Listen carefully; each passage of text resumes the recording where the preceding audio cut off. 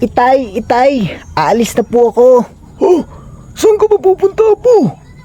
Dun lang po itay sa bayan. Apo, wait lang. Sundin mo nga dun yung Uncle Miguel mo. Nandun sa Pantalan. Itay naman. Sige na nga, pupuntahan ko po itay. Sige, mag-ingat ka po Opo itay, sige na po, bye-bye.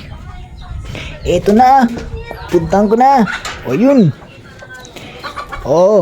Nandito na ako itay. Apo, saan na si Tito Miguel mo? Itay, nilagay ko na po sa mesa. Sa mesa? Andun ang Tito Miguel mo. Opo itay, andun. Tingnan mo po. Sige nga, pupuntahan ko. Saan kaya sinasabi niya? Apo, ba't wala dito yung Tito Miguel mo? Sabi ko sa'yong sunduin mo Itay, andyan po sa mesa. Nakalagay. Saan? Saan dito? Ito.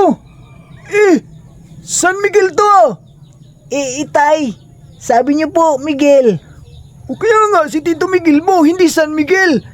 Itay, pareho na lang po yan Kala ko po San Miguel.